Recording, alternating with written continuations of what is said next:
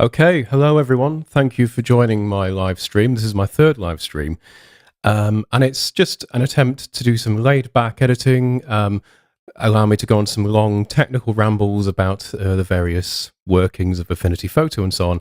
So for anyone who's not aware, my name is James Ritson. I'm the product expert for Affinity Photo. So that basically means I'm in charge of looking after the app when it comes to training, demos, delivering tutorials, and basically, I just get to immerse myself in all types of different image editing. I'm a very keen photographer, but also I'm into astrophotography, 3D rendering, modeling, and all manner of other things. So it's quite a wide gamut, and I absolutely love what I do. So basically, in this session, we're going to look at a couple of specific features and workflows around focus merging and HDR merging. But to kind of ease into things, I'm just going to start with a simple image edit and show you a couple of tricks that I've been using recently and so on. So, I know, it is a beautiful wolf. It's called a white wolf, although under the British sun, it's more of a sort of an orangey red. Anyway, so this is a raw file. And I will start with raw files traditionally. It's a little bit flat tonally, but this is my thing. I don't actually do a lot in the actual raw development phase, if I can help it. I mean, I might... No, there's no lens correction at all. So I'm really not going to bother. There's no highlights to recover to speak of, and it's tonally flat, which is the way I like it. So I will click develop, because I prefer to work entirely in a non-destructive manner in the main photo persona with layers and so on. So let's just add a simple curves adjustment to start with, and let's get a bit of contrast in there. So let's do something like this, just to kind of punch those tones out a little bit. Nothing too extreme at this stage, just to give us a little bit more contrast to work with. Okay, now I'm going to do some retouching on this wolf. We can see here if we zoom in, he's got a little bit of mess around the eyes, bogies, eye bogies I like to call them. My dog has plenty of them. So I'm going to duplicate the background pixel layer. I'm going to run the frequency separation filter. Now, frequency separation, a lot of people associate this with portrait retouching, but the actual principle behind it, which is that you separate your image into different frequencies, is useful for a lot of retouching cases. You can use it for landscape photography to get rid of lens flare, for example. So basically, in a nutshell, you kind of separate the frequency, or the detail, which is the kind of like the fine detail, from the tone or the color. So here you can see this is our tone or color. This provides most of the information. And then we've got the high frequency, which is all the fine detail, all the texture. Okay, and by separating these and retouching them separately, we can achieve some much more realistic retouching results, but also we can make our lives easier for the actual retouching process. So for example, let's see, I might just experiment with the radius slightly here, just until we get something like this, maybe. Okay, and click apply. And now you'll see I've separated my image into low and high frequency layers.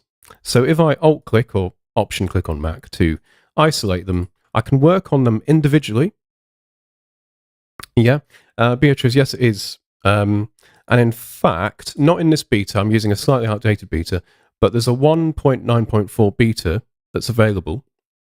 And frequency separation, feature protection tolerance, that checkbox and slider is now gone, and instead you can change the actual method. So you can have Gaussian, which is kind of outdated, and it's kind of like the, it's not very great when you start to crank the radius up, because you get haloing around fine edge detail and so on. But now you can also choose between bilateral and median, which is a heck of a lot better, especially for product retouching. So I'll probably do a tutorial on that at a later date. Anyway, we're stuck with Gaussian for now, unfortunately. So let's see. Let's isolate the low frequency, and I'll just quickly get the healing brush and go over a few areas. So again, this isn't a great example for the power of frequency separation, because Ideally, what we'd do if, if we had a human portrait or something, if we had blemishes or areas of the skin which weren't quite consistent with each other, we could remedy those without compromising the fine detail. We could take the fine detail onto a separate layer and work on that separately. However, we do have this area down here. So if I just come out of isolation mode, you'll see this wolf has like a sort of a spittle, a bit of spittle just on its lower lip there. Okay, and if I work on this separately on the low frequency layer, and then I go onto the high frequency layer, you can see the texture here. Now, when it comes to high frequency retouching, to begin with, I will try the in-painting brush tool. And depending on the result I get, I might go across to the clone brush tool. Okay, yeah. So it's not quite matched the surrounding texture here. So what I might do is use the clone brush tool, take the hardness up to 100%, because of course we want to maintain that textural integrity. We don't want any soft edges when we do the brush work. And I might just see, I could make a complete botch job of this. We'll have to see. Just rotate the nozzle slightly. Actually, you know what? Maybe this does call for a slight reduction in hardness. So I'm pushing myself a little bit here.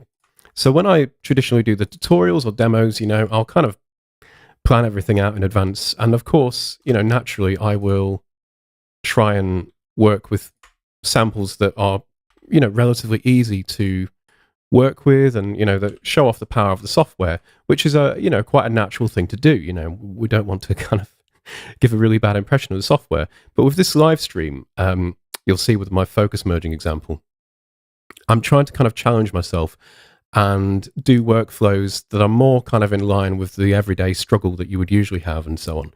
So here, for example, if we just zoom out, we can kind of look at that and see, is that effective? Or do we need to go in there a little bit and perhaps, let's see, maybe take the healing brush and try and just sort that out tonally as well. That looks a little bit better now. Yeah, okay. So it's always a good job, always a good idea to come back out, if you're working in fine detail, and just take a glance, stepped back, zoomed out. Because you can sometimes get lost in the whole process, and you can either end up overdoing things, or you can overreact and think, oh no, this isn't perfect. There's this tiny little bit here which I just can't get right. But actually, maybe 100% zoom, or even zoomed out even further, it's not really that much of a deal. And especially if you're on a deadline, maybe there are compromises to make. Maybe that gives you an idea of whether or not you need to get too involved with that particular area. High frequency here, I think I'll just use the in-painting brush tool and sort out the eye bogey, as I call it. Okay. All right, we'll leave it there for the retouching. I think I've got most of the sort of the areas that wouldn't particularly look very flattering. Okay, now here's an interesting little thing that I've picked up recently. So I've been looking at some various articles and videos with a certain other piece of image editing software, and this keeps cropping up. It seems to kind of be the thing at the moment, which is sort of lab-based channel equations and so on. And it's kind of involved. It involves using apply image and so on.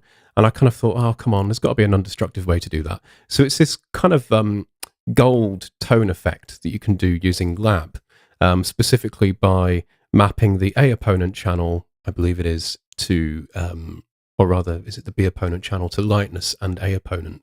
Anyway, you can do this in Affinity Photo completely non-destructively. So I'm in RGB at the moment, RGB 16-bit precision color model, and I can add a channel mixer adjustment. And on the output channel here, I can switch across to the lab.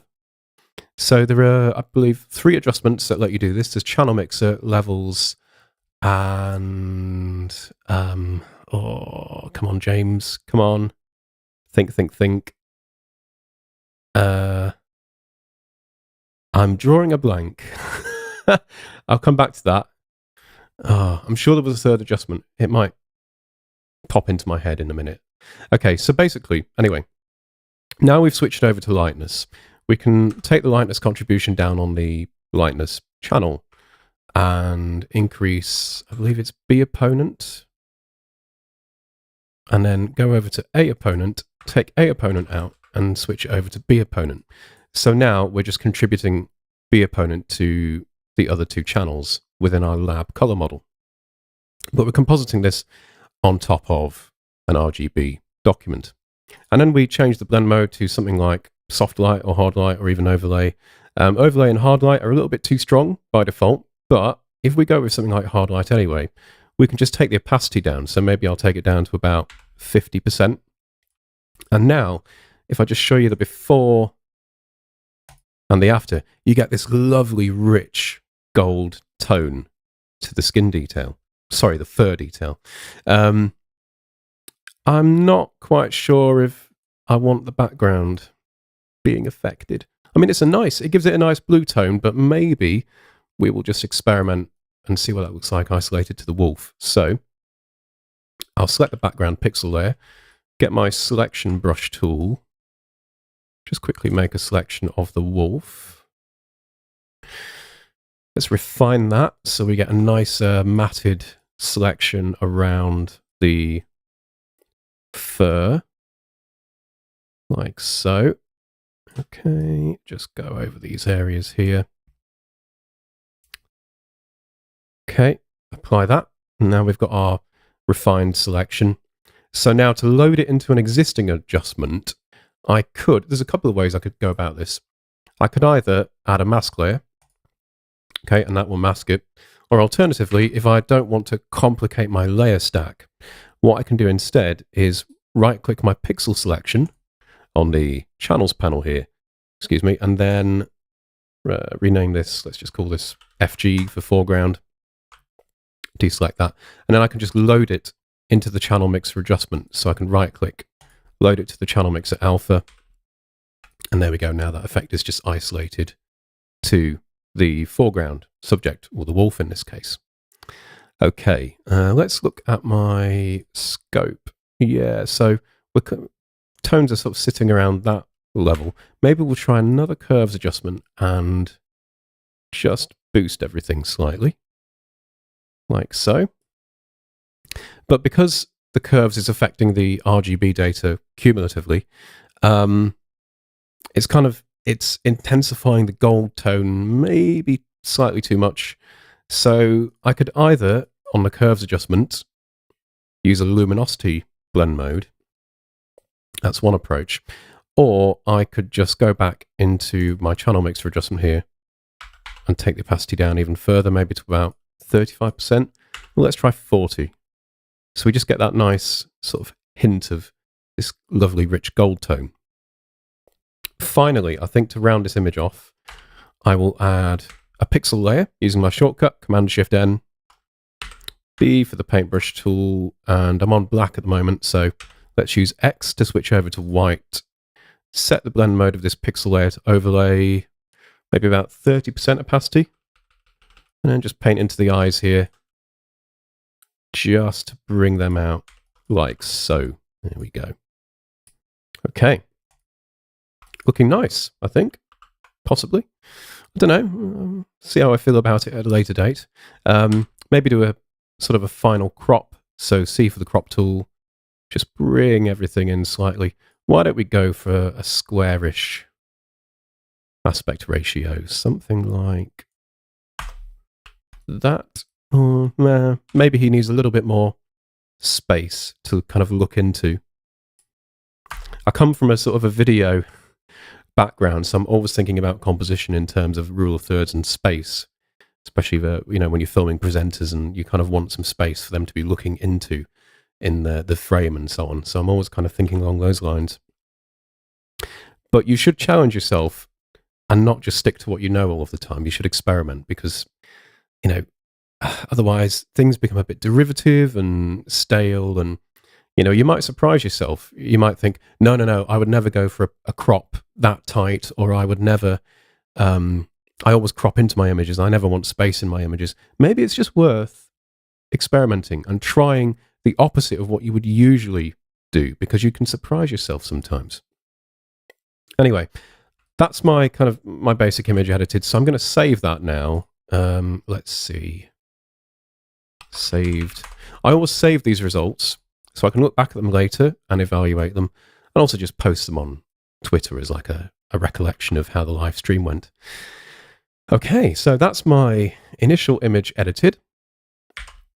Now then, we are going to look at focus merging. So first of all, let me go to File, New Focus Merge. So for anyone confused about the terminology, focus merging is basically focus stacking. It's just that we're a bit stubborn and we called it focus merging because that is a more accurate description of technically what is happening. So I've got here, it's well over 100 images of this cicada insect. They were shot with, if anyone wants the technical specs, I'll just talk through this while this merges. So this was shot with an Olympus 60mm macro lens using the focus bracketing mode on the Olympus cameras, which is absolutely fantastic.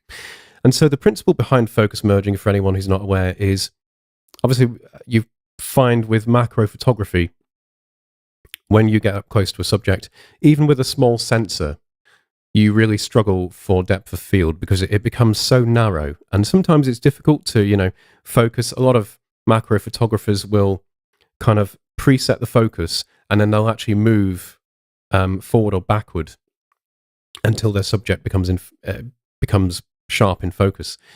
But one of the ways around this to get really detailed close-up images is to use focus merging. So instead what you do is you take multiple images with different focal distances.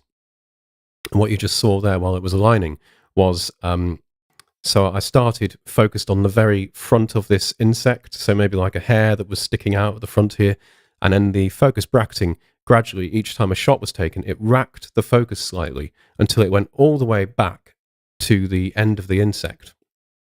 Although I don't think I actually got all the way that far back. I think it didn't even get to the little pin at the back here, which is holding the insect in. So anyway, what you're seeing on screen at the moment is Affinity Photo first has to align all the images. That's pretty important. Then it generates what's called a depth map.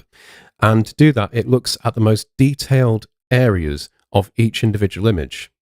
And finally, this step, which is plays out in this nice little animation, is where it merges all of those detailed areas together to produce the final result, which is front to back sharp. So it has a significantly increased depth of field. So it's quite deep as opposed to shallow. Okay, so you'll see here, it just gradually builds the image up.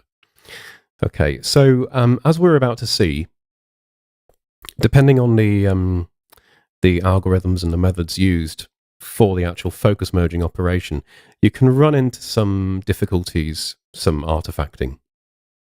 And here, once this finishes, I'll show you what's gone on with this image here. So, yeah, okay. So basically, we've got this haloing around the edges here. Now, with another example that I'll edit after this one, you can use the sources panel to really easily clean this up. But unfortunately, that's not quite the workflow for this image. It just doesn't work, basically.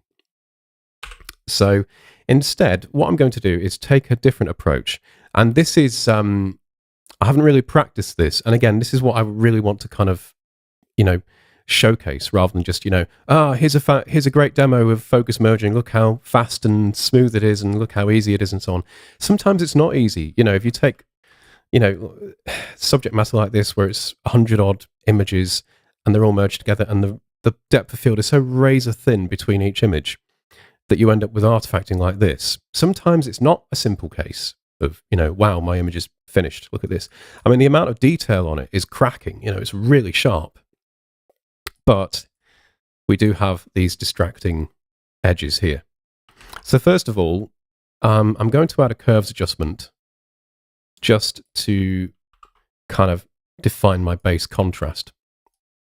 Because, again, in the interests of not spending too much time fussing over micro detail, I'm not going to bother too much if naturally adding contrast will hide some of the artifacting anyway. Okay. So you should always, I think, box clever and be a bit sensible about exactly how much work you need to put in. Anyway, I'm going to select the pixel image here. W for the selection brush tool. Hi, Chris. Yeah, this is a this is a challenging example. So I'm going to create a rough selection of the area that's affected here. Okay, this is the most egregious area that I really need to sort out. Let's see. Let's get this little bit of hair here as well. Okay, I might expand this a little bit, maybe something like this. And then I think, just because of this bit of detail here, I will refine it.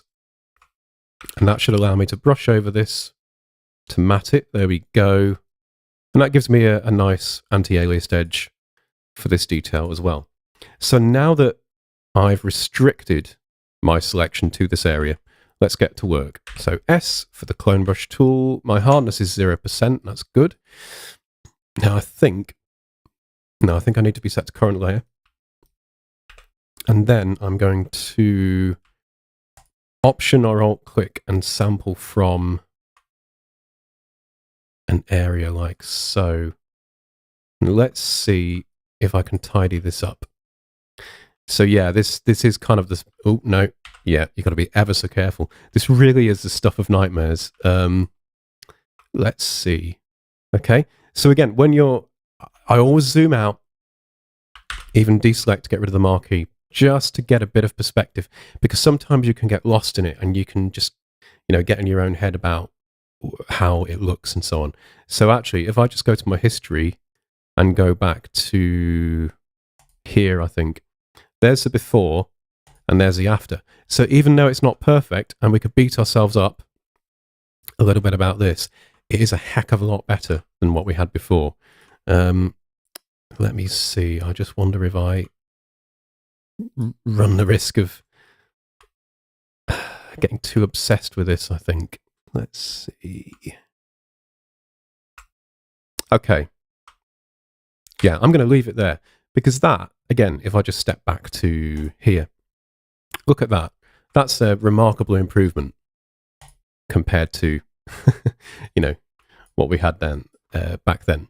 So the other thing I might try, I'm not sure whether or not I'll use frequency separation for this, because there's not a lot of high frequency detail over this area anyway, so it might be somewhat pointless.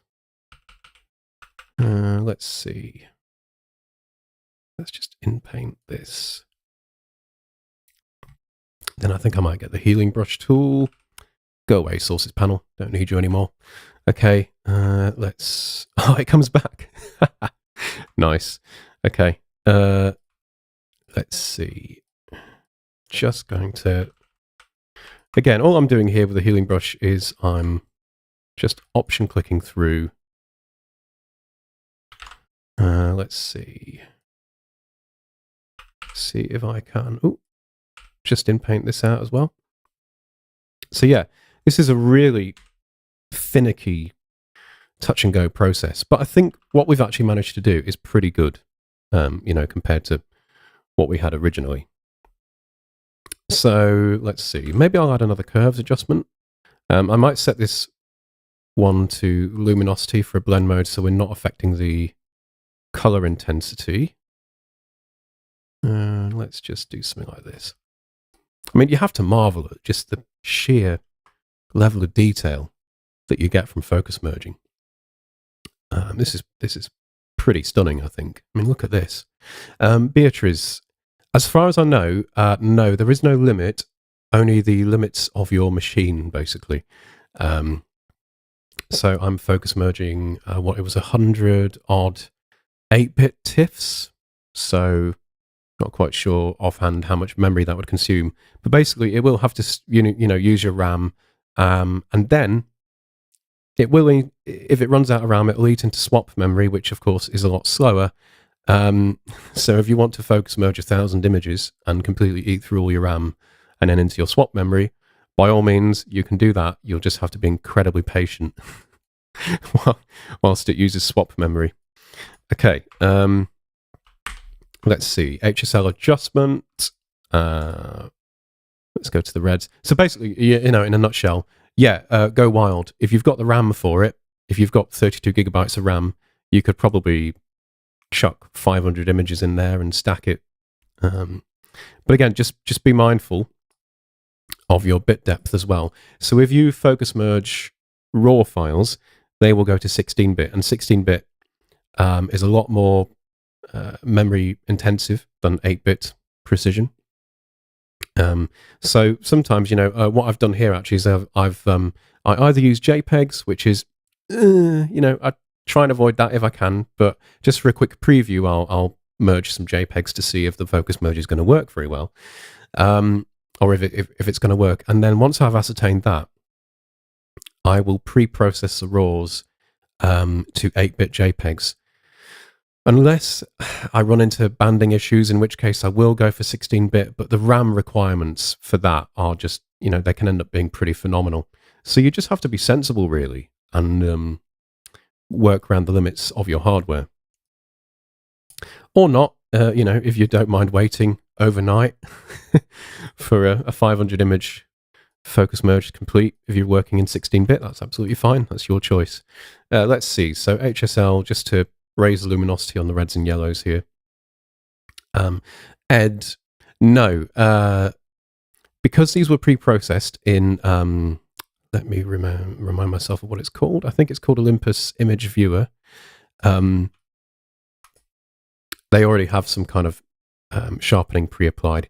If you are focus merging RAWs directly in Affinity Photo, which I really wouldn't recommend, but it's up to you, we don't apply any sharpening by default, so you'll probably have to, you know, just apply some sharpening at the end there. But yeah, there's absolutely no need to apply any sharpening to this.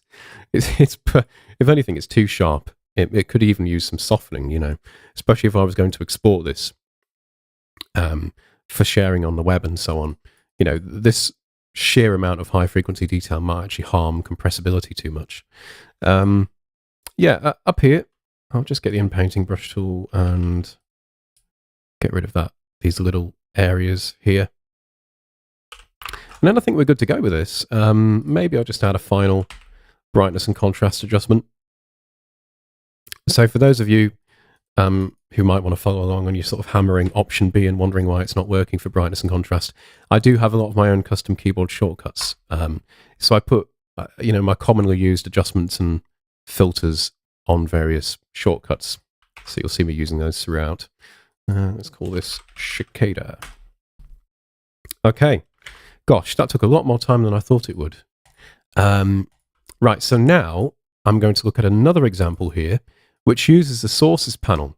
So I love this because I just thought, I don't know if, you know, here's an idea, right? So I've got my Olympus camera, I've got the 300mm telephoto lens, and I actually shot focus bracketing handheld with a 300mm lens. You wouldn't think it would work, but it does. Because traditionally, you know, you're sat with a tripod, you know, you've got everything totally under control, but this was actually a set of handheld exposures. So there is a bit of movement between each, but Photo actually, to its credit, manages to align them all perfectly, you know, and there we go. Here's our final result.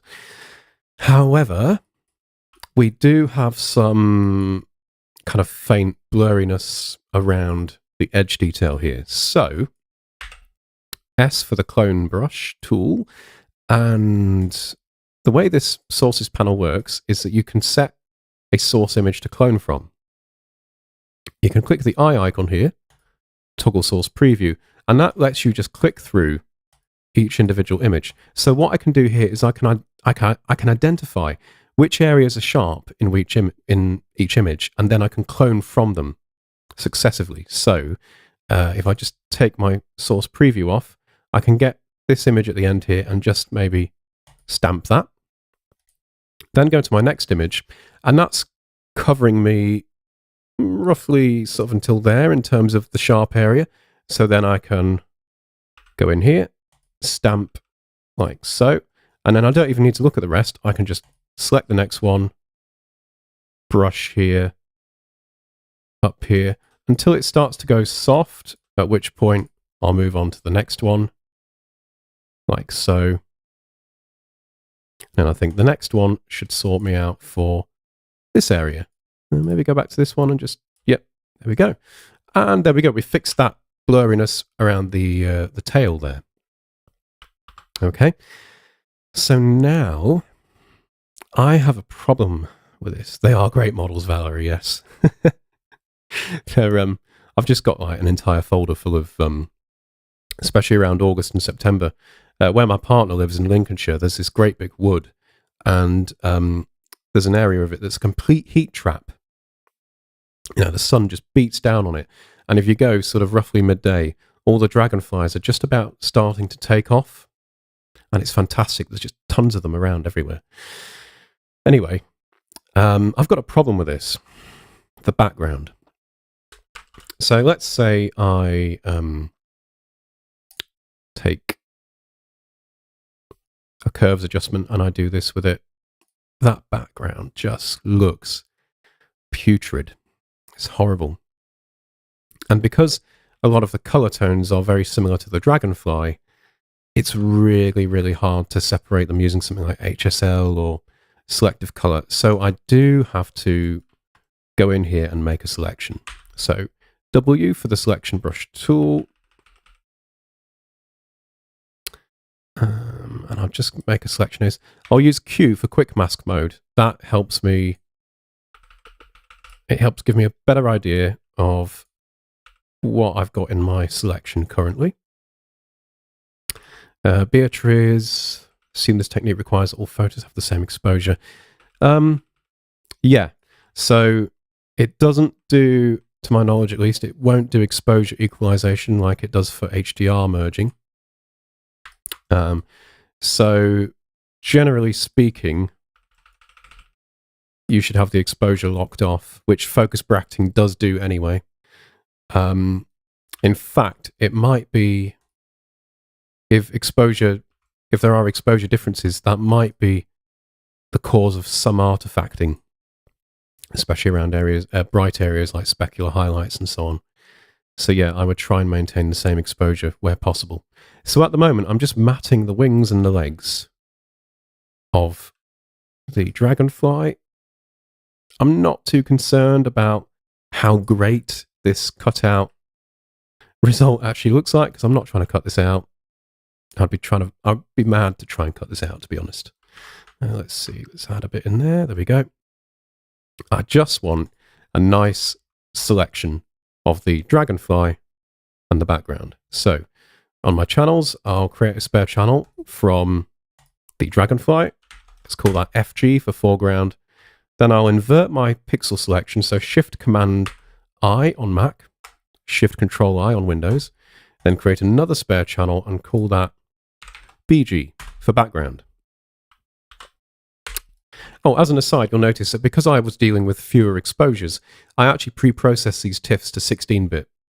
So I'll work in 16-bit wherever I can, unless it's just not realistic for the machine I'm running. So I'm on a Mac Mini M1 at the moment with 16 gigabytes of unified memory. There's no way I would try and focus merge 100 16-bit images. You know, at a sort of a 20 megapixel resolution. I'd just run out of memory, and then we'd be sat here for probably half an hour or so for the live stream, and nobody wants that, trust me. So, okay, let's see. Let's add an HSL adjustment.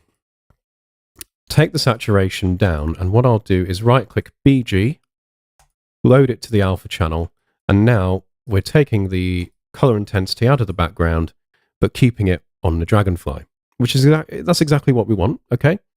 Now, it looks slightly too monochromatic at the moment, but that is fine, because what I'm going to do is add another curves adjustment, and because it's affecting the RGB data, you will find that as I start to bring these tones up, we get some of that brownish color back anyway.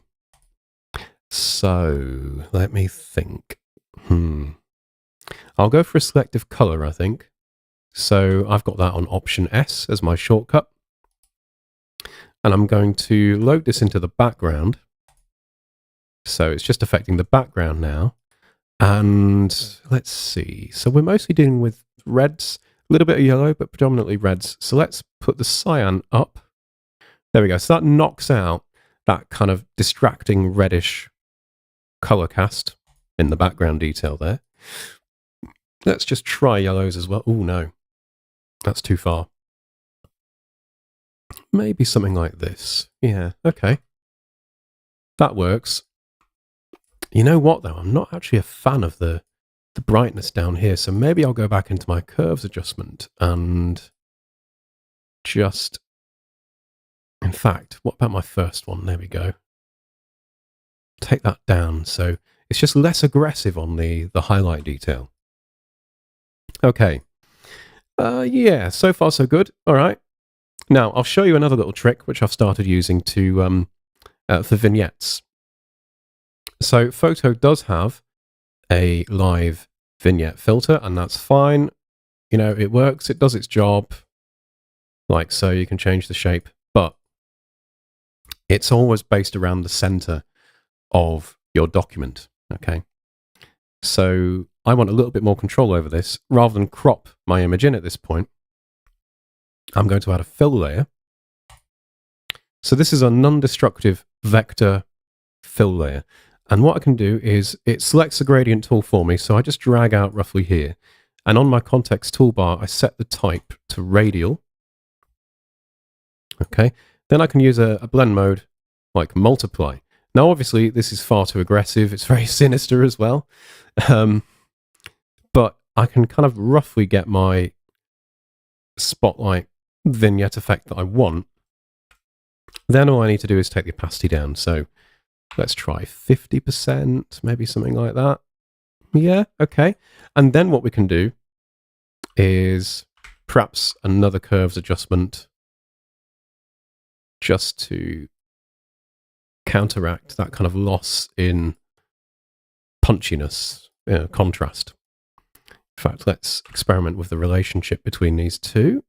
That's maybe a bit too on the nose, maybe. Let's stick with 50% opacity. So, you know, here's the before and the after. So we kind of, it's almost like relighting the image slightly, kind of sculpting the lighting just to promote more of a focus on the actual subject and not the background. And then I'm still not happy with the contrast, so maybe brightness and contrast, and just tweak these values slightly. There we go. Okay. Just looking at this now. I think another HSL adjustment is going to do the trick. I will load this to the foreground mask and just take the saturation on the yellow and red down ever so slightly, just because to me it was looking a bit garish, you know. That, I mean, that's just too much. Okay, too super saturated. So let's go with this. And I'm going to leave this now. I might just do a final crop in like so. Get a bit more of a square ratio going on, just so the subject is more kind of prominent as well. Okay, but let's have a look at the before and the after. So I'm not quite sure how I feel about the tones. I might go around, I might go back later and play with that a little bit, but for now that will do. Okay, so let's save this as Dragonfly. Okay, now we come to the really nerdy section. So I'm going to talk a little bit about HDR merging. Okay, so let me go to File, New HDR Merge. And I'm going to find, let's see, what should I do first? Let's do Whitby Harbour first. So I've got my pre-processed TIFFs here. Again, with Affinity Photo, I would always recommend pre-processing to TIFF. You can, I suppose, HDR merge your raw files. There's more of an argument for that as opposed to HDR merging focus merge. Because when you're bracketing multiple exposures anyway, the fact that you can't have fine control over the raw development settings has less relevance. So yeah, you could do that, that's fine. But I prefer to use TIFFs anyway. And I am not going to use noise reduction, and I'm not going to tone map the image straight away. So let me click OK, and I want to talk a little bit about HDR merging. Talk a bit about the the technical ramifications behind it, as it were. So most people are kind of aware, they when you say HDR to somebody like HDR photography, they immediately think of, oh yeah, that kind of capturing a dramatic sunset with the foreground not being overly dark and underexposed and so on. And if I just take a duplicate of my pixel layer here and go into the tone map persona, you'll see that we can pretty much achieve this. So, it compresses the tones. That lovely sunset now becomes visible, and we can use local contrast as well to completely destroy the image and make it look like one of those horrific examples that you always see when you Google HDR images. Okay, so let's be more sensible and take the local contrast back. All right, and click apply. But what's actually going on here? So basically, this isn't limited to, multiple exposures. It's just that multiple exposures help you capture more dynamic range in a scene. So if I just look at my source files here for a brief second. So, we could have taken a single exposure at this exposure rating, and, that's fine. We get enough detail out of the sun. It's just that highlight detail is kind of blown out. So maybe we want to capture more detail there. And also maybe we want more precision or more detail in the foreground. So what we do instead is we capture at various exposure levels. And you can do this as bracketed. Most cameras will do that. They'll bracket the exposures and they'll take them very quickly, one after the other, successively for you. And then we also have longer exposures to capture more detail in the foreground. Okay, and what Affinity Photo does, and what most HDR merging software does, is it takes all the exposures together, it aligns them, and then it exposure equalizes them. Okay, and in doing so, they all end up looking like, for example, if I just... Oh, hello. Can I not see the original? There we go. Okay, so it equalizes the exposures between all the images. So all of the underexposed images where you've captured the bright detail in the sun over here, you'll see just how grainy and noisy the underexposed areas are in that image. So by exposure equalizing, it can then work out which pixels to take from which images. So obviously you wouldn't want to take any of this information. It's just garbage, But if we take one of the really overexposed images, this detail is clean. Yes, it looks kind of pasty and milky with the source image because it's been exposure equalized, but we could feasibly take some of these very detailed pixels down here in the foreground tones. Okay, and this exposure is probably the one where most of the foreground tones were taken from. So yeah, there's basically no detail in the brighter areas of the image, but in the shadow tones, it can take all of these detailed tones and then detailed pixels, sorry, and then it merges and takes all of these pixels from each individual exposure and creates this final exposure, which has a lot of precision, a lot of detail. Okay. Now, the other thing about HDR is that by default, we have a base exposure. Okay. Now, this base exposure is completely arbitrary because you're supposed to tone map it. Okay, so we've got all of these images, all of these tones that are completely overexposed and blown out. And unless we're using an HDR display, we can't feasibly see these or display these on a traditional display that can only, reproduce the standard dynamic range of tones, basically. Sorry, I'm not explaining this very well at the moment. I'm trying to think of a better way to explain this. But essentially, you've got HDR TVs, and where HDR monitors are starting to become slightly more mainstream now, but support across, especially Windows, is still pretty diabolical, really.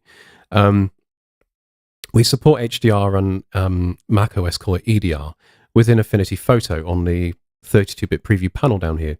So if you have an HDR image in 32-bit precision, you can actually enable this. You won't see it on the live stream, but you can actually enable this, and it will take all of those tones that can't usually be displayed and map them to the display actually will tone map them to whatever range it can display. So, you have HDR TVs that maybe can reach a peak brightness of 1,000 nits or 1,500 nits. So, the display will do the tone mapping as well, and you'll be able to see a much greater dynamic range in a scene. So, this is the thing that, because this has become more mainstream now, it's easy to conflate what we always previously thought of HDR as, which is kind of like the tone mapped look, with what we now would kind of, our new understanding of HDR almost, which is that, displays that can show these incredibly bright pixel values. Unfortunately, though, that mainstream adoption is still a really long way off, and I don't believe we've even settled on a web format so that you can have lovely HDR images on your websites or your image hosting. So, this is all kind of theoretical future things, basically. But the other thing that people get confused about is they go to the 32-bit preview panel, okay, and they will maybe do something like take preview exposure down and go, oh, great, yeah, that's how I want my image to look. And then they'll go and export it, or they'll maybe put a curves adjustment on or something like that, and then it looks all blown out again. So this here it's mainly for sort of 3D artists, people working with matte paintings in VFX workflows, but it's like a non-destructive exposure slider that lets you actually see the entire dynamic range of an HDR image, okay? So as we move it down here, it lets us investigate these really bright tones. And as we gradually move it back up to 0, which is our base exposure, we can no longer see those tones because they won't fit within the tonal range of standard dynamic range. But now we can see these tones. And equally, if we had some really dark tones, which we don't, but we might, we could actually bump the preview exposure up so we could look at those as well, which is incredibly useful if we're doing like matte painting, retouching, or something like that. And we want to be able to see right into the deep shadow tones and do some work on them. But for your average everyday photographer who's doing bracketed exposures and just wants a nice looking image at the end of it, don't touch this panel, okay? Keep everything as it is. Keep it at default. So, basically, we tone map, so we bring everything into range. There we go, and so on. Now, this is an interesting thing. So if I bring up my macro library panel, you can get these off my website. I started to work on some tone mapping macros, basically, because I often found that using the tone mapping persona was okay for some instances, but then when you've got like really dramatic sunsets, I found the tone mapping just kind of made everything look a bit flat, and I wanted more of a natural approach. So instead what I did was I made these macros. Excuse me. And it's basically a non-destructive group that gets applied to your document. Okay. And you'll see here, yeah, the result looks very flat to begin with, but notice the foreground tones. It's what happens to those as opposed to the tone mapping here. They end up looking a lot more natural. This is because I've used like a logarithmic transform, basically. And then I can add a curves adjustment on top of that. And what I end up with is something a little bit more naturalistic. Okay, so we're not always kind of pumping up those foreground tones and making them really kind of bright and just equalizing everything across the entire exposure. We want to keep some natural contrast there. So I ended up developing these macros precisely for that. And you can, of course, always go in and adjust things like the base exposure, so you could bring the base exposure up or down and that sort of thing. But it's also just applied non-destructively. I'm a massive fan of trying to be non-destructive in my layer stack wherever possible. I don't like merging layers, doing a merge visible to create a flattened pixel layer. I try and avoid that wherever possible. So my workflows always revolve around finding the most non-destructive approach. Which is actually, I had an interesting comment on, I think, my previous live stream, which is someone said, it looks like you're just doing things differently for the sake of doing them differently. Which is a fair point in the sense that because of my role I kind of have to, you know. I investigate different workflows, and I'm always learning. I'm always trying different techniques. I'm always trying different workflows.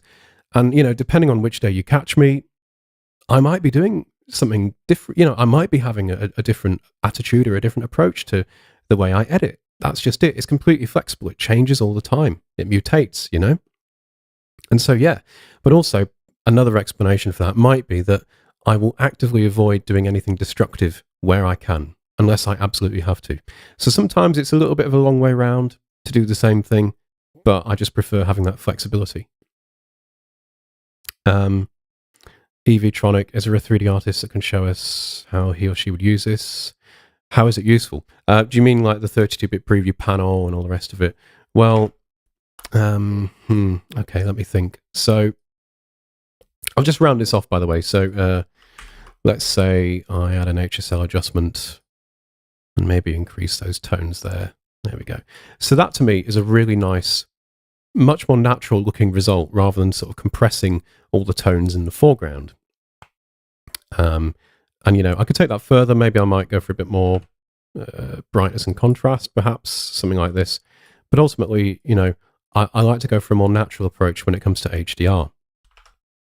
So I don't know if this might go some way towards addressing this, but basically a lot of my workflow, the workflows I have to investigate revolve around 3D retouching and that sort of thing. So this is probably completely the wrong example, but this is actually a render from Blender. It's been rendered out to OpenEXR. Now, Blender actually has various tone mapping options in its color management, particularly Troy Sobotka's filmic transforms, which give you this really nice highlight roll-off. I actually ended up recreating them in Affinity Photo so that there's no dependency on the OpenColor.io library or anything like that. So that's what these do, basically. They take scene-referred linear color values and map them to display-referred values with a lovely sort of highlight roll-off, so you make the most of that dynamic range. But if we're just working with the linear scene-referred values, I suppose if you wanted to perhaps do some retouching on this, or you know, you were taking it to mastering stage, or you just wanted to keep everything in HDR and you didn't want to tone map it at this point, let's say you're matte painting each individual frame of an animation, okay? You might take the preview exposure all the way down. Let's say, for example, I don't know. I mean, maybe, you know, maybe you were doing something with this this thing in the window here. This is going to look terrible, but you know, imagine you had to modify something. Okay, this does look terrible. I'm not going to spend the time trying to make this look decent, but just to give you an idea, you know, imagine you were painting something or doing something like that, and you wanted to be able to do that in the very bright highlight detail. So you would use preview exposure, and then you would scrub that back up to 0. I mean, you don't have to. And then you would export or save it back out as an EXR file as an animation frame. And then you might bring it into your nonlinear editor, and you would still be working with an HDR pipeline workflow. So you haven't tone mapped this. These are still the unbounded linear values. So photo can kind of be used as an intermediary solution for retouching matte paintings, 3D animation, even, you know, stills photography. You can develop single raw files to 32-bit so that you don't clip any of that highlight detail, and also you don't have to tone map it at that stage. So that could be the colorist's job later on in the pipeline, you know, in the whole workflow. You might just be responsible for retouching each individual frame of an animation, you know, of some footage that then goes back to the editor or the colorist, you know? So there are some genuine use cases for this, for actually working in 32-bit. Another is if you're making an HDRI for 3D software. So for example, you know, if you want to illuminate your scene using an HDR image, you should do, because, you know, you don't want to be using SDR. It's inappropriate for that sort of thing. You can retouch with an Affinity Photo whilst maintaining the linear unbounded pixel values, then export it back out to EXR and bring it into Blender or whatever 3D authoring software you're using as an HDRI. So yeah, there are multiple use cases for that kind of HDR workflow. Now, looking at the time, I'm going to skip one of these because I didn't expect to be talking this long. Okay, back to photography for a moment. Oh, actually, no, let's save this. Sorry, Whitby Harbour. Back to photographic workflows for a minute.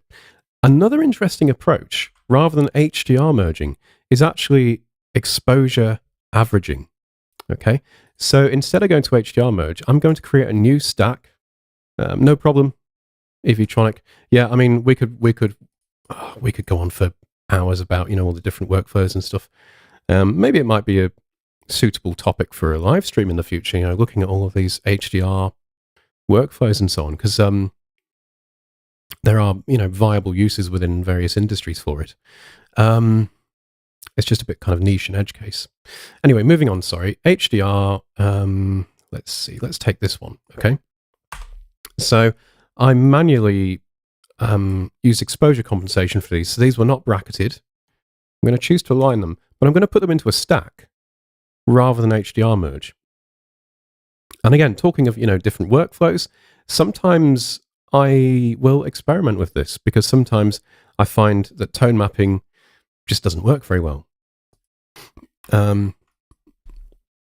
Once we've got our live stack group, what we can do, if we just, to really show you why you might want to do this, if we zoom into a highlight area here and then set the operator to mean, look at that.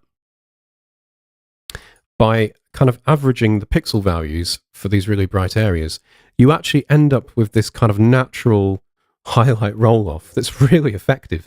So if I just isolate these individual exposures, look at this.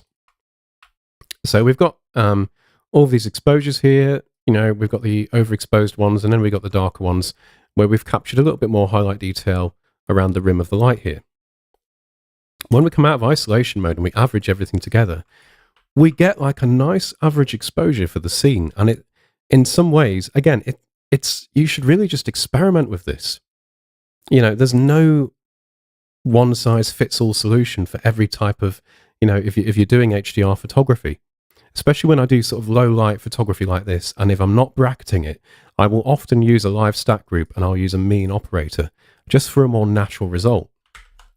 Because what you can then do is maybe add a curves adjustment, just push these tones up slightly. But because we're using that mean operator, the highlight detail still looks acceptable. Like if we switch it back to, say, a median, look at this, it becomes a lot harsher.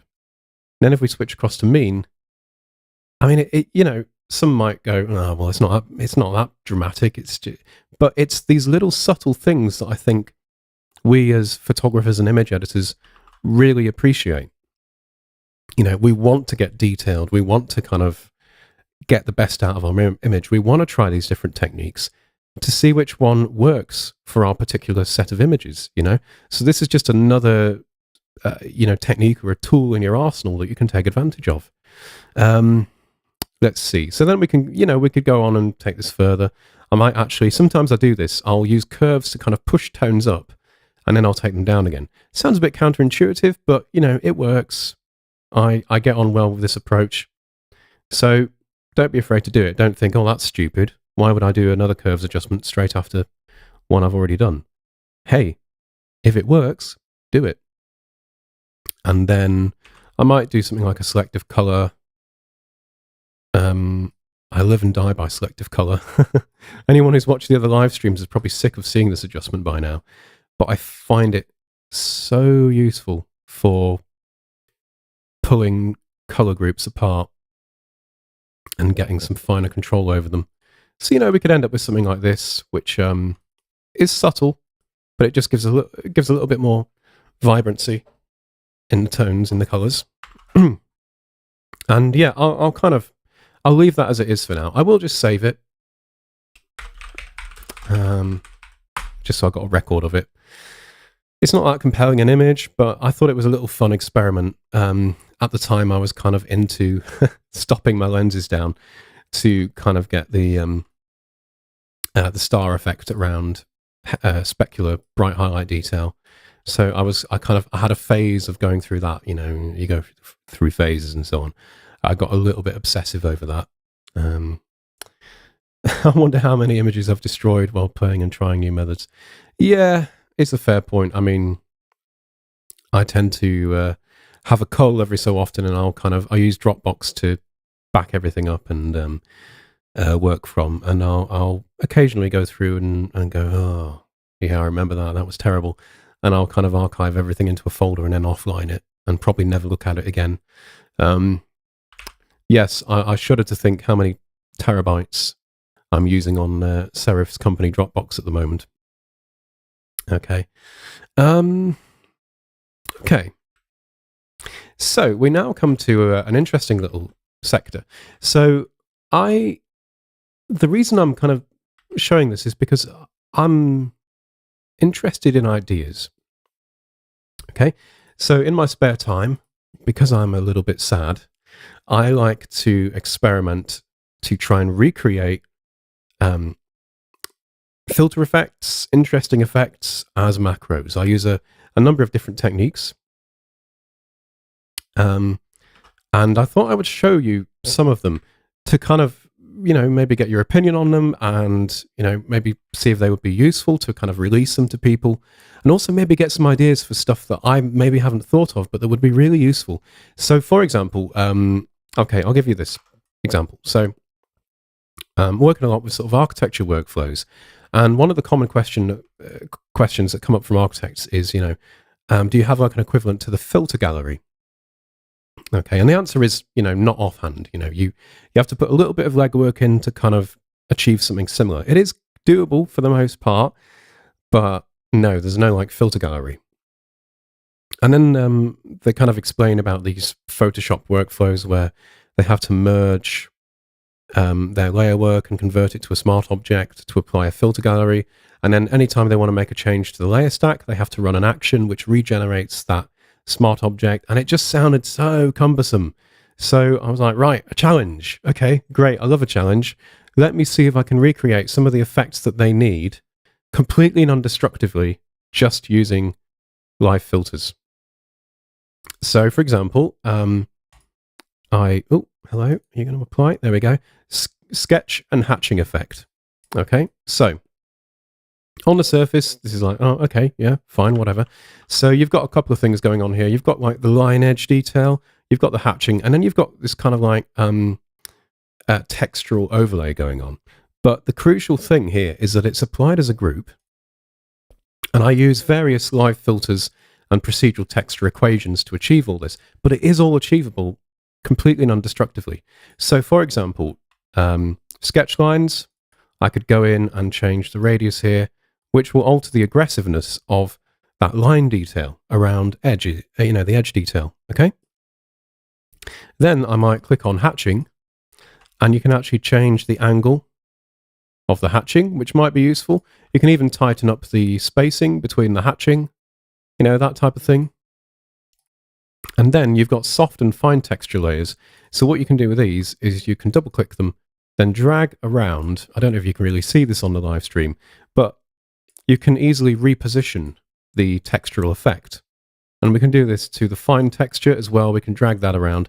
So ultimately, we've got complete creative control over this kind of filter effect that we're applying non-destructively as just a top-level group. So if you don't like it, you can hide it. Maybe you just want to take the strength down, so 50% opacity, that sort of thing. You want more of a suggestion and so on. So that's useful for a number of architectural workflows. And then we've got things like a pencil sketch effect.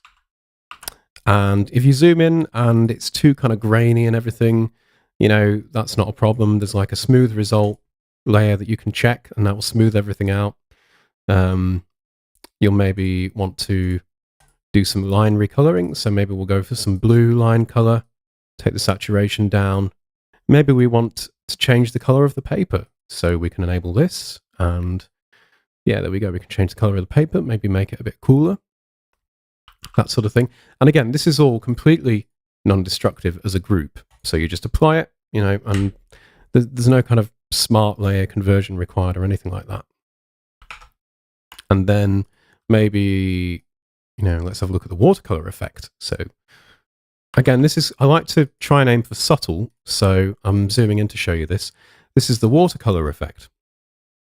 So it gives you this kind of like nice overlay over the image. And it also gives you kind of, every time I've seen watercolors, the colors bleed a little bit and you end up with this sort of patchy looking effect on the texture of the paper and so on. So I've tried to kind of emulate that as well.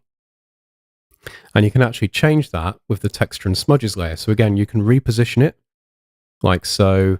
You can control the sharpness of it, the amount of detail here, and you can also change the red, green, and blue scaling. And it's just all these little things. So I started to get quite inspired by this. I was like, right, well, maybe I should incorporate it into my live stream and see if people have any ideas. If you now realize that, oh, wow, you can actually achieve all of these things, maybe some of you might give me some better ideas, because I would love to kind of experiment with this. So, for example, random lines, you can double click and you can drag random lines around. So you can have kind of like these glitchy artifacting effects going on. You can control the fall off here, that sort of thing, the softness of it, the alpha scaling as well. All of these little, configurable options that make it so fun to experiment with. Let's see, what else have we got? Dave, do I have nightmares about things gone wrong in Affinity? You know what? Not really, no. Like I say, as part of my role, I demo the software to companies and, various... I'm doing the tutorials, I'm doing this live stream now.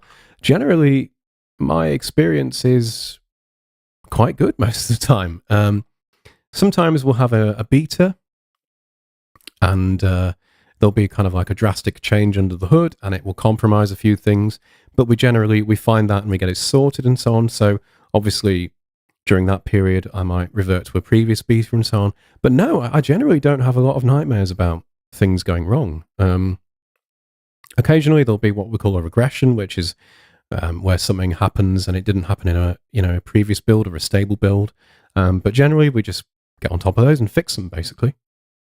So testament to the developers, basically, because my experience actually demonstrating the software to companies that are looking to purchase the software and so on, it's a very smooth experience. I have very few complaints, if any. Let me see. I wonder if there's anything else I can show you. So let's see. Oh yeah, I made a macro out of that lab gold punch thing that I showed you earlier, and I found it works really well on photos with a lot of foliage, like so, and especially with blue skies. So look at that. I mean, that's completely different, but I love the effect. And again, we can do that non-destructively, because I kept seeing all these examples, these videos on doing it with apply image and stuff. I was like, no, you don't need to do that. Because for apply image, of course, you need to duplicate your pixel layer, or you need to create a merged pixel layer. And then it's a destructive filter operation. Just to apply a lab color model effect? No, just use a channel mixer. Switch over to the lab color model and do this. It's much easier. And you're not baking in the effect. So you can change it if you want, I can take it away, I can take the opacity down. That sort of thing. A complete book on procedural textures. I'm afraid I'm not that knowledgeable. A lot of it is rooted in some... In fact, did I mention this in the last live stream? If there's an effect I want to recreate, I will try and adapt the mathematics behind it to the procedural texture equations. So I'll look at white papers on stuff, or I'll look at Wolfram Alpha, or maybe just answers on I forget the website now. I'm having a really bad day with my memory, I must be honest. I forget what it is. Stack Overflow, sorry, yeah. There are sometimes people will post mathematic results on Stack Overflow of how to achieve an effect, and I'll kind of look at it and adapt it to the linguistics of the procedural texture filter. I did not go to university for art, no. I did a media production BSc honours degree, which was mainly revolved around video editing and production. So a lot of my background comes from that, and then I got interested in photography. But not to bore you too much, just droning on here, I know. I started programming at an early age, and I started modding PC computer games. So I got into Unreal. I don't know if we've got any millennials watching, or slightly older generation who remember Unreal Tournament, that sort of thing. But you could actually decompile the source code because it used its own language called Unreal Script, and that was my entry point. It was faintly similar to something like JavaScript. But yeah, I just mucked around, trial and error, and I started to learn programming that way. Then I got into Half-Life and the Quake engine, C++, and all the rest of it. And then all of that kind of fell by the wayside. But of course, joining a software company, having a little bit of a background in that does come in useful. So I do have a little bit of a rooting in that sort of sense, but not professional not in a professional development sense. Not anymore, anyway. Let's see. So I've got a couple of questions, but I'll get around to them in a minute. Let's see. Yeah, so I was also experimenting with things like where is it gone? Duotone poster effect. So I think Matt, our designer expert, Matt Searston, he might be into this sort of thing. I don't know. He's very into. I love his design work because it's very colourful. You can instantly tell it's a Matt Searston illustration because he loves to play with colour, really bright, poppy colours. So I kind of made this with him in mind. I thought he might get a kick out of it.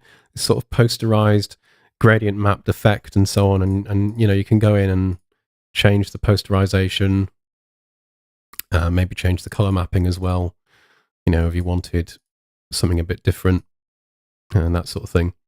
I know Matt would probably get a kick out seeing this. Yeah, what else have we got? Sepia portrait effect. Again, fairly basic, but it's there. Textured mist. Yeah, this is a useful little compositing trick. So where's it gone? Textured mist down here. So this gives you like this textural mist overlay.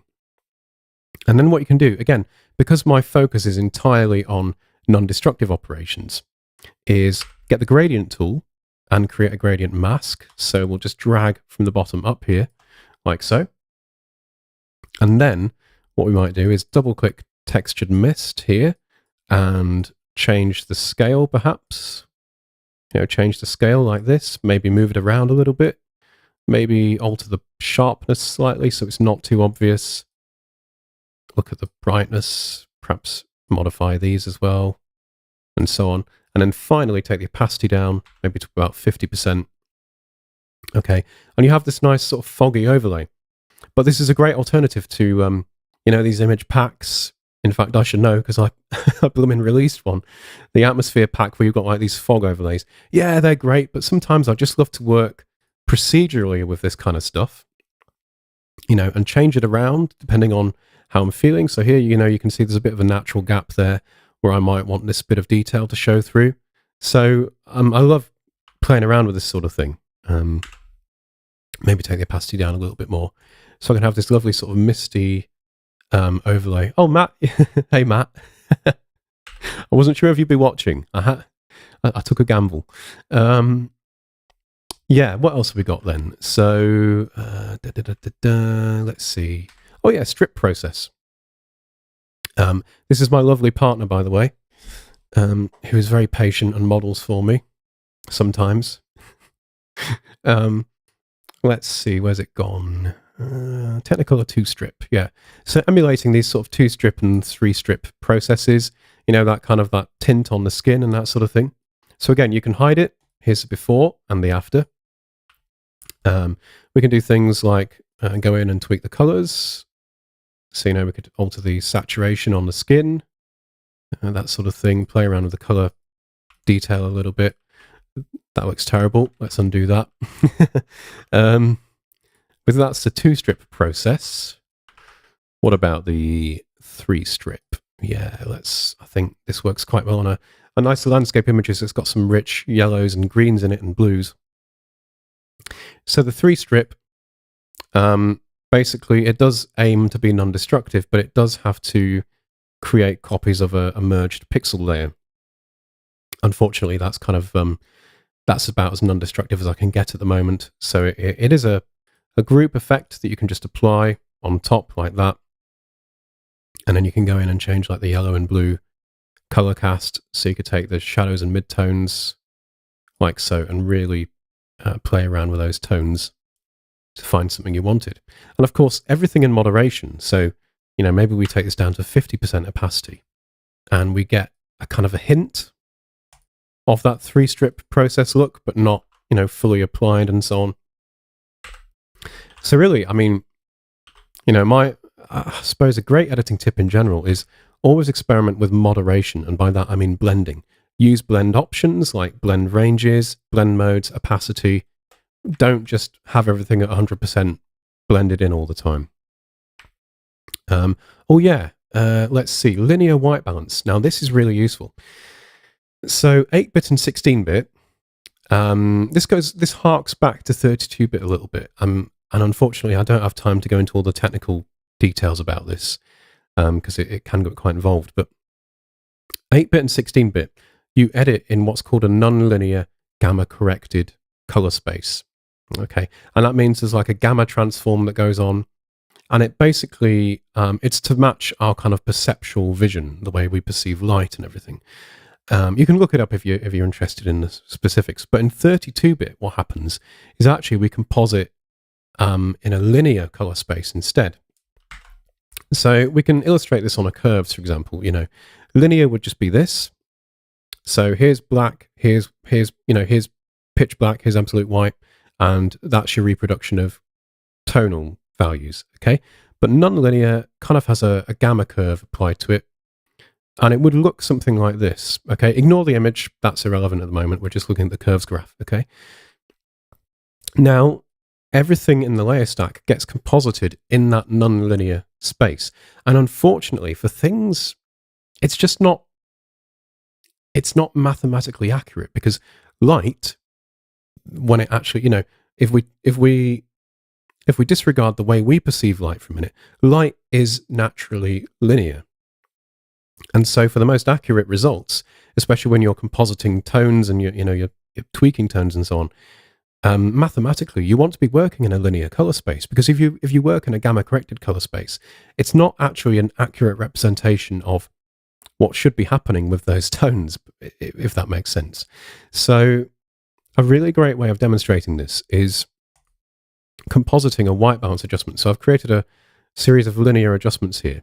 And what this does is it temporarily transforms, it's only an approximation, but it transforms to a linear set of color values. And then it composites whatever you want, so a white balance adjustment. And then it transforms it back to the nonlinear color space.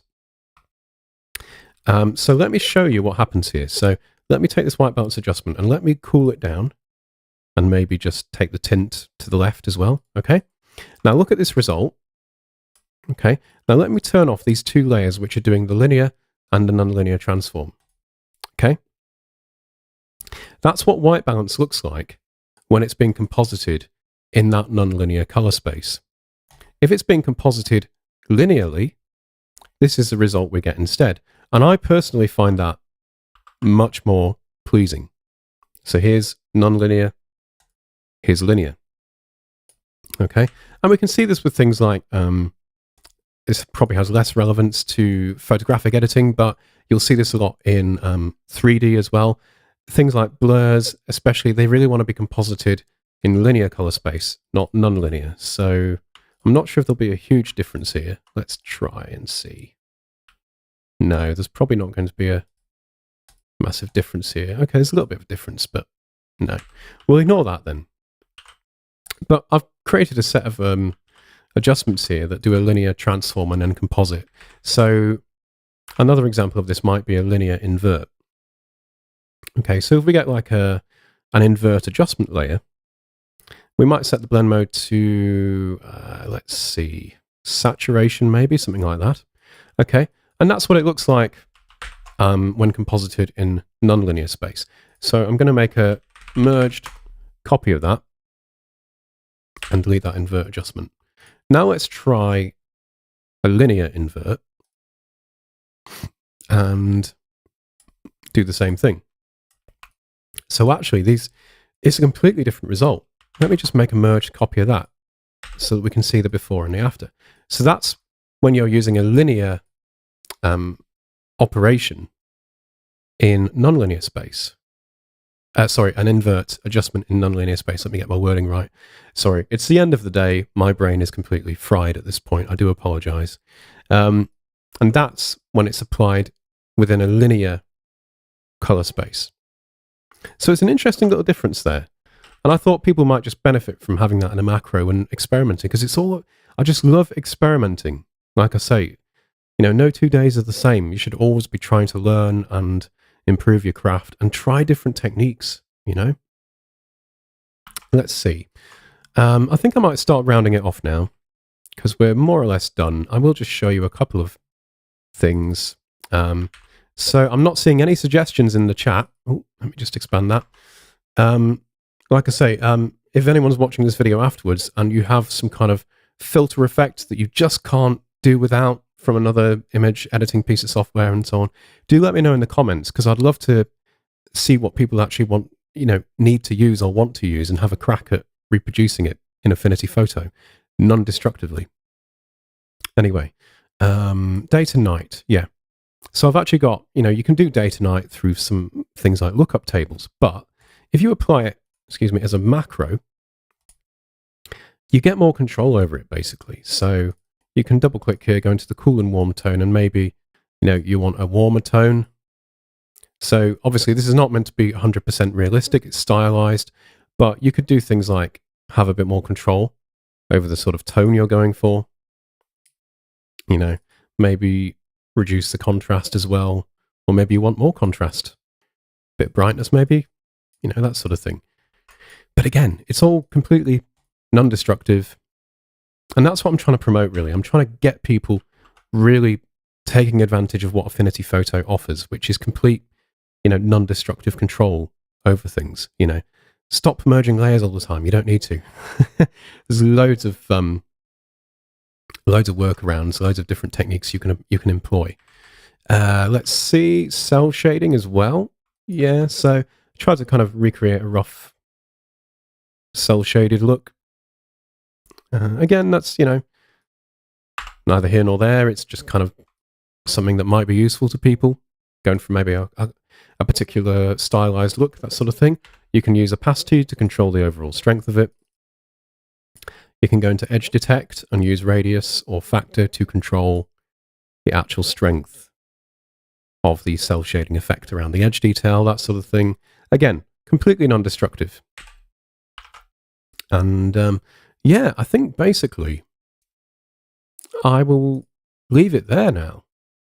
So I just wanted to show you some of the macros I've been working on to kind of, maybe fire up your imaginations and think, oh, wow, well, if you can do that, maybe you could recreate this. So do leave a comment, again, if you're watching this video after.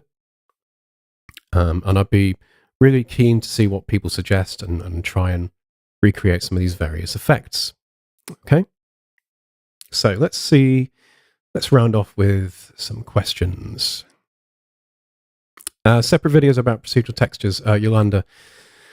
Yeah, so it's a case of getting round to it. Obviously, time is quite tight in the work hours and so on. I have a long list of tutorial videos I would love to tackle. It's just prioritizing them and at the moment, but I will endeavor to produce macros. And the thing is, with the macros, nothing's hidden. So, if you want to go in and have a look at the sketch and hatching effect, and you want to see what equation I've used to create the hatching effect, you can. It's there. I'm not trying to hide anything here. It's just mathematics, basically.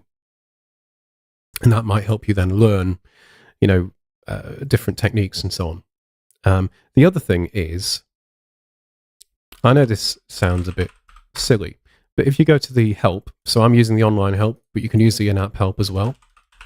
Go to the procedural texture topic. Sometimes, literally just experiment.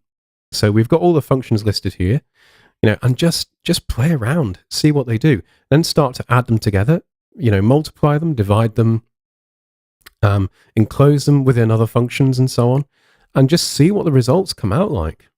Because sometimes, again, like a lot of this is based in, I'll kind of look at mathematic implementations of various effects and filters, and I'll try and translate them to this, the language of the functions, parameters that are used in procedural texture.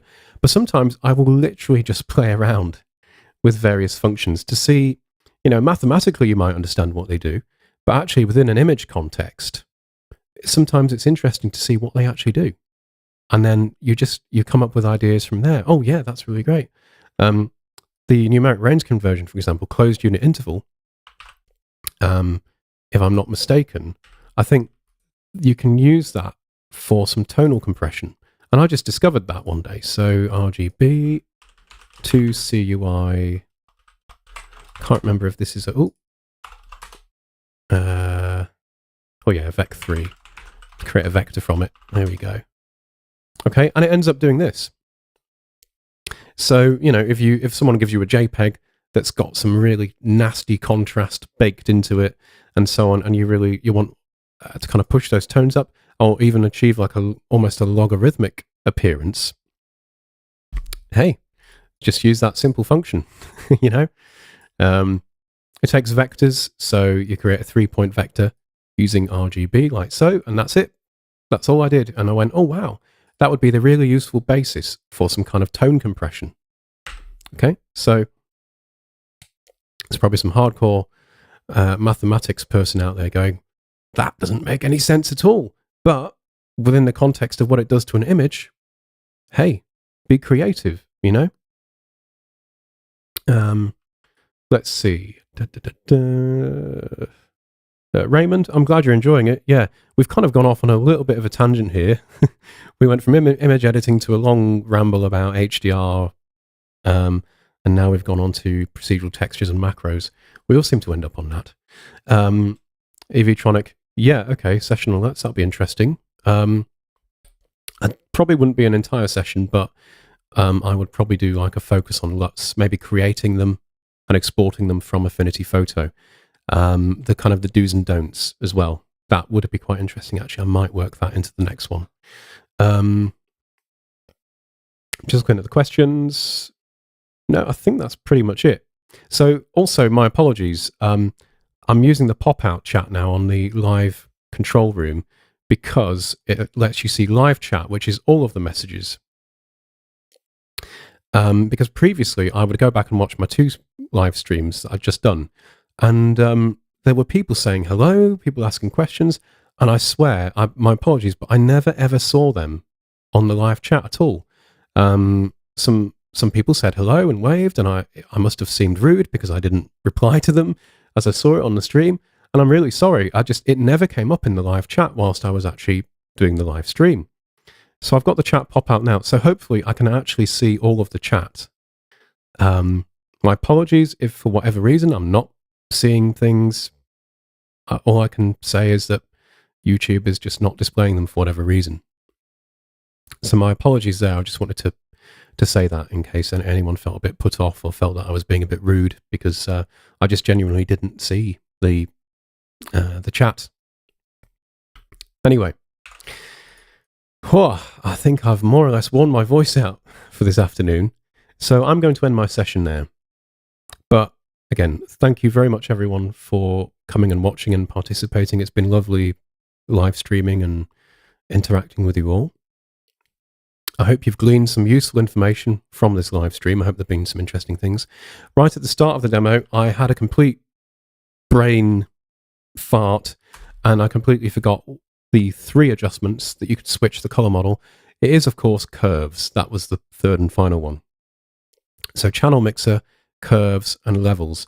So any of these 3, regardless of which color model you are working in for your current documents, I'm in RGB at the moment, you can switch over to one of the other color models. So for example, if you wanted to use manipulate lightness from the lab color model, but stay in RGB, you can do that. And that's how you can do, that lab gold punch effect that I was showing you.